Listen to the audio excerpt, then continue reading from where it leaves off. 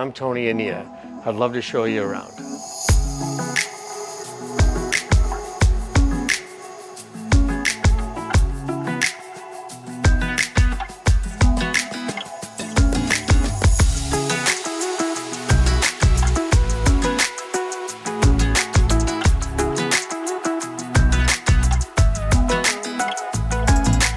All right, so in here in the kitchen, one of the things we were committed to is the house had 8-foot ceilings. In new homes that we design, we frequently have 8.5, 9-foot, or even taller ceilings to help give the space some volume.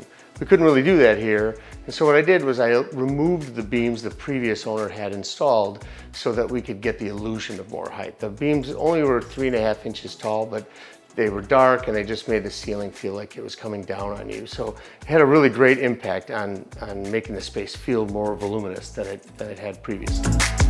Over in the corner of the kitchen, we had a bay window and we really had no connection to the outdoor space. So what we decided we wanted to do was add a door that gave us direct access to the backyard. We've got a terrific backyard with a tennis court, fire pits, and a beautiful patio, and we wanted to make sure we could easily access it.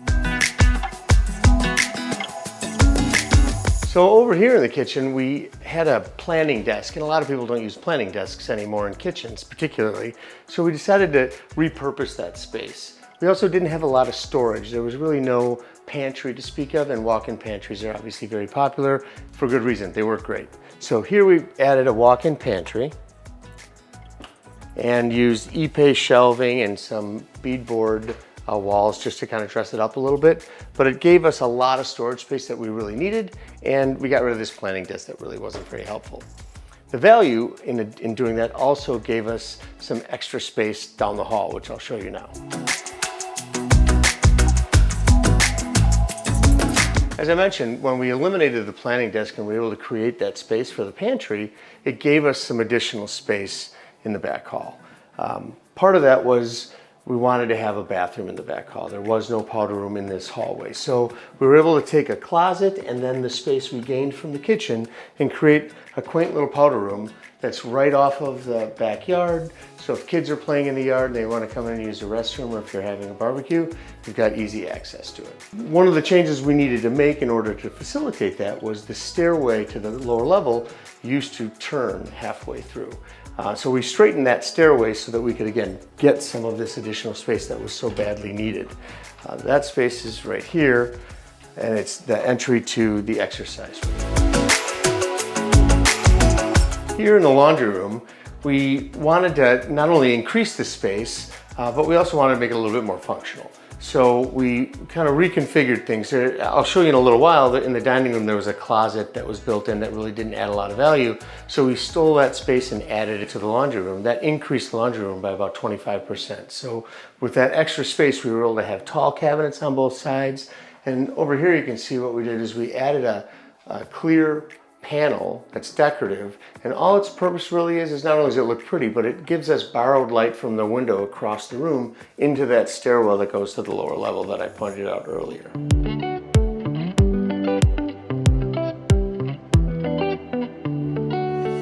So the living room is a perfect example of how painting and decorating can go a really long way. We didn't have to do a lot in here. They already had a big crown molding that it was just dark and heavy, and I wanted to lighten it. I did increase the size of all the other moldings in the house, baseboard, casing, things like that, because I felt like they were out of scale. Other than that though, paint, decorating, new window treatments, great furniture, and it goes a long way to making a room look terrific. The house had sort of a quirky closet that didn't make a lot of sense for an office. So I took that space and added a fireplace. What's unique about this fireplace is it's actually an electric fireplace. And we've heard of gas fireplaces, but this is electric. They're actually fairly inexpensive. Now I dressed it up with a normal stone surround and a wood mantle to make it look as authentic as possible, but it's really a great solution when you have limited space but you'd like to add a fireplace. Okay, so coming into the dining room, I mentioned earlier that there was a built-in closet in here, presumably for keeping dinnerware. We decided to eliminate that so we could get extra space in the laundry room that you saw previously. And you can see it looks completely natural. One of the big things that we do to help people is really help them understand scale. So I mentioned earlier that we have 8-foot ceilings to contend with here. So we have to be careful that the baseboards and casings aren't too tall, but we also have to make sure they're not too small. So what I did, as you can see, is I went with something a little taller than standard, and I used, instead of a standard shoe molding that sometimes people refer to as quarter round, I actually used what's called a stop molding because I feel like it's just a little bit taller and it's more in scale with what the molding should be in a house of this character and in a room of this size. The crown molding is another great example. It's not a standard crown molding you're going to find in a lot of places. The profiles are, but this is a multi-piece crown molding. So if it's something you're considering, you have to make sure you ask your architect or your builder to provide samples of that for you so you can choose something that makes sense for your house.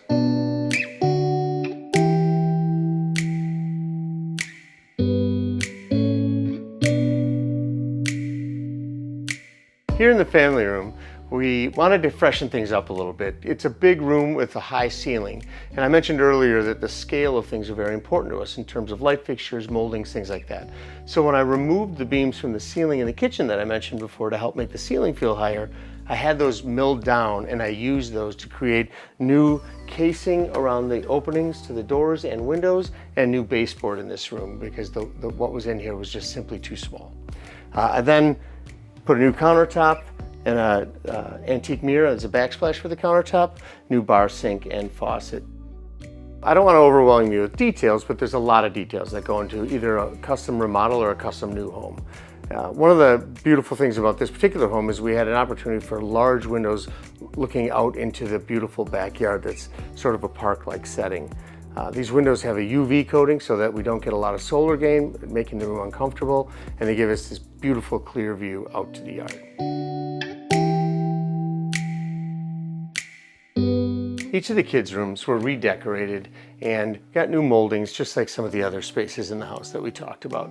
One of the things I did throughout the house was I changed all of the interior doors and all of the interior door hardware. The doors that were in the house were a hollow core door and they just weren't very attractive. So I replaced them with solid oak paneled doors and all new hardware, as you can see. Okay, so in this shared bath, we had an existing shower that was a neo-angle and it was only a 3x3 footprint, 3 foot by 3 foot footprint. And that's not great for a shower. It's about the minimum you should have for a shower. What's important to note is where that space is. So down by your feet, 3 foot by 3 foot is really not a problem, but up where your shoulders and your head are, it feels tight. So what we did in this instance is this wall used to plane through and we were able to steal some space from attic space that was behind this to make the shower bigger, basically from about your knees up. So when you're using the shower, it feels significantly larger than it used to. And we're able to do this because of our knowledge of not only the design and what works for people, but also our construction knowledge of how homes are built. So working with a design build firm gives you the added advantage of being able to make design choices that are unique because of how well we understand how the home is built.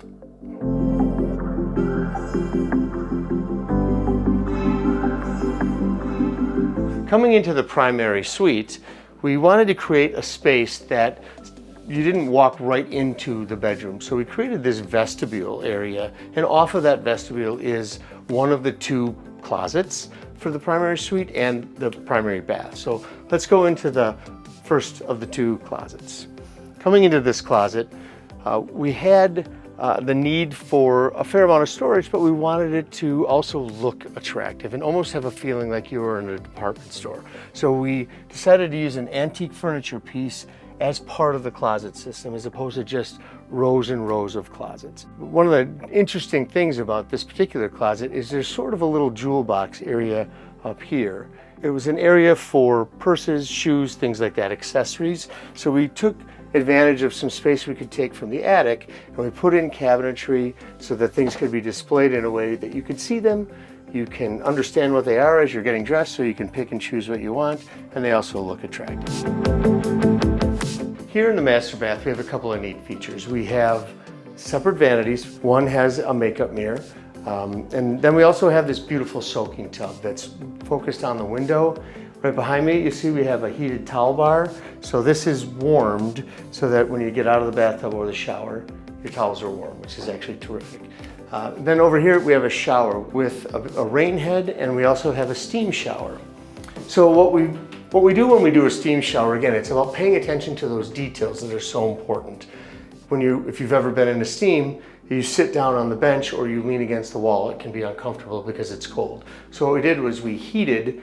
The bench is heated, as is the back wall, so that when you're seated on the bench and leaning against the back wall, it's actually a warmed surface so that it's comfortable. So one of the other neat features in the shower is, for those of you like me who like to shave in the shower, it's kind of hard to do because you can't see what you're doing. So we have a mirror in the shower, and it's heated so it doesn't fog up.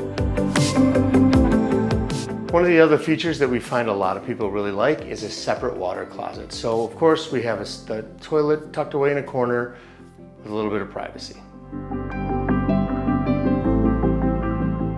So the two primary closets is over here off the master bath. So as you can see, it's a little bit smaller, but still ample storage, built-in cabinetry island with drawers, laundry bins so that you could easily put away dirty clothing and not have them out. So leaving the vestibule and entering the primary bedroom, we come into a pretty spacious space. We added a natural gas fireplace. We have a window seat overlooking the beautiful backyard. And of course, we have an accent wall. Another instance where the interior design can impact the architectural design, and our knowledge of how homes are built really adds value, is we needed to be able to center the bed on this wall. And to do so, we had to put the windows further apart in order to accommodate the bed. And of course, as I mentioned earlier, we have an accent wall. This is actually the same wallpaper that we found in the vestibule on the way into the whole suite.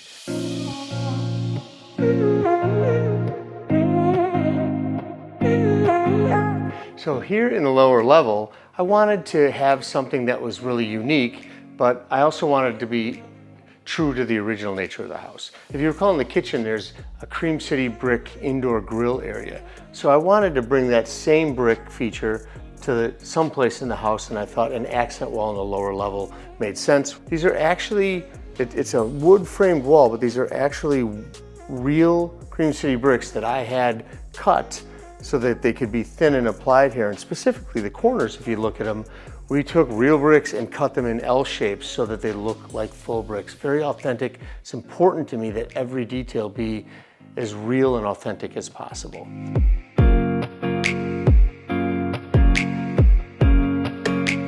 So in another example of how the interior design process impacts the construction, we had a steel column about where I'm standing centered under a steel beam, and we needed more space because we couldn't furnish the room properly. So what we did was we worked with our structural engineer and our steel fabricator to come up with a solution where we could move the column to the left, and then we clad both the column and the beam in white oak to give them the feel of being an authentic timber as opposed to just a steel beam.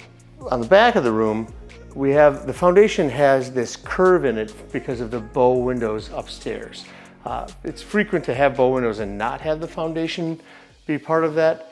It's terrific if it is, because it's actually really a better way to do it. In any event, it was kind of a unique design feature we needed to figure out how to deal with. So we decided that we were going to wallpaper that and then use a round table to really accentuate the fact that we have this curved surface in the room.